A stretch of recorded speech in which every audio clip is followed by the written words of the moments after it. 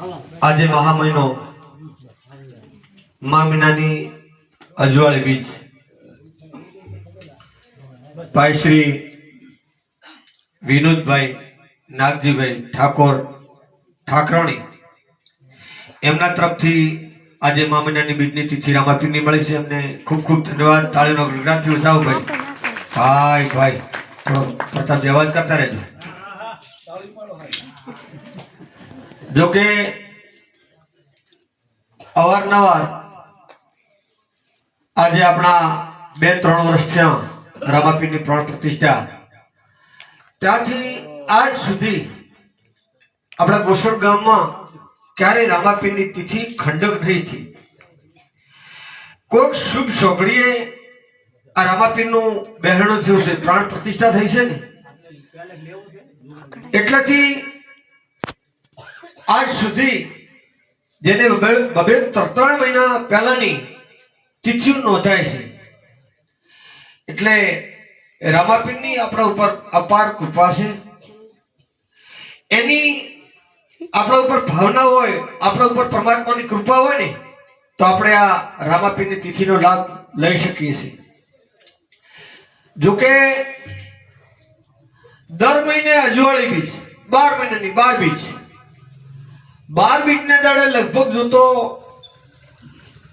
ગામમાં તો ઘણા ગાંઠિયા ભજન લગભગ ઓછા થઈ ગયા છે. પણ આપણા ગામના સોરે ઠાકોરમાં રામાપીના મંદિરે જ્યારે જ્યારે ભજન હોય ત્યારે થોડો ઘણો ટાઈમ જો લ્યો ને તો બહુ સારું છે. કારણ કે આખી જિંદગી મજૂરી, યાદી વ્યાદી ઉપાધિ તો આખી જિંદગી રહેવાની જ છે. પણ થોડો ઘણો ટાઈમ લઈ રામાપીના મંદિર સુધી જો પહોંચાતું હોય ને ખૂબ સારું કહેવાય. જોકે અહીં આવો તો મુખની વાણી આપણને સાંભળવા મળે, મુખનો થોડો સત્સંગ સાંભળવા મળે. સંસારમાં કેવું જીવન જીવવું એના વિશે થોડુંક કંઈક આપણને જાણવા મળે. જોકે લગભગ આપણા નજીકના ગામની બાજુમાં સિસોદરા ગામે 9 દાડા રામકથા ચાલી. આ રામકથાનો મૂળ મહત્વ શું છે? એ રામ એ સંસારી હતા. એ રામ કેવું જીવ્યા સંસારમાં રહી એના વિશે રામાયણ હતી. ભાઈઓ વચ્ચે કેવી ભાવના હોવી જોઈએ, દેરાણા જેઠાણા વચ્ચે, સાસુ સસરા વચ્ચે, હાહુ વહુ વચ્ચે કેવું જીવન જીવવું એની રામાયણ હતી. જો રામાયણની અંદર ખરેખર જો 9 દિવસ જો બેઠા હોય અને ધ્યાનથી જો ખરેખર જો સાંભળી હોય પ્રતાપજી, તો બધી ગાંઠ તો કદાચ ના છૂટે, પણ એકાદ ગાંઠ તો કદાચ છૂટી જાય. ઘરની અંદર નાના મોટા ઝઘડા હોય, કુશપ હોય, ભાઈઓ વસે, દેરાણા જેઠાણા વસે, હાહુ વસે, આ જો કદાચ રામાયણમાં જો 9 દાડા બેસીને જો કદાચ આ ગાંઠ ન છૂટે તો એનો અર્થ એ થાય કે આપણે ખાવા પીવા ગયા હતા, જલસા કરવા ગયા હતા.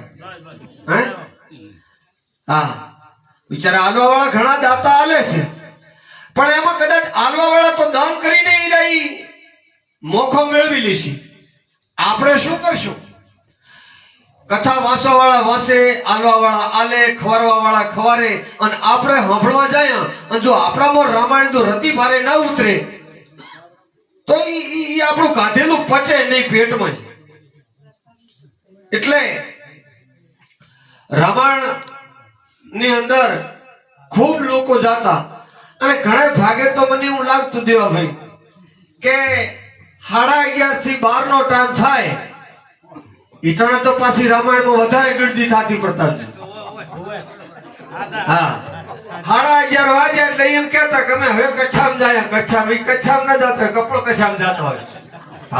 ભાઈ હા, એટલે ખરેખર રામાયણ છે ને એ જીવન બધું. અને મને ઘણા એમ કહેતા હોય કે રામાયણ કદાચ જો સાંભળ્યું હોય પ્રતાપજી આ પ્રમાણાલું તો મને રામાયણમાં ઘણા પ્રસંગો આવે, ક્રોધના આવે, લોભના આવે, લાલચીના આવે, ચોરના આવે, કેટલા પ્રકારની કથાની અંદર પ્રસંગો આવે.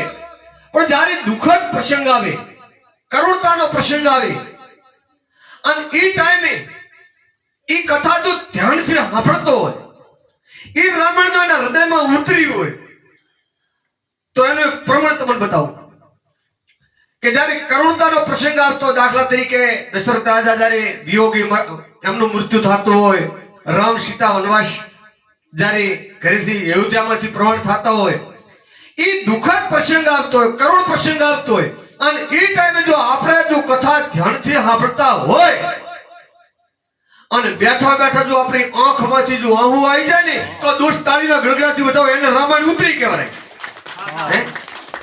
હા, એને હૃદયમાં રામાયણ ઉતરી કહેવાય. જો કદાચ એ રામાયણની અંદર જો કરુણતાનો પ્રસંગ આવે, દુઃખનો પ્રસંગ આવે ને બેઠો હોય, જો પથરા જોવાની આંખમાંથી આહું ના આવે, સમજી લો કે પથરો છે. એને રામાયણ કદીએ ન ઉતરે.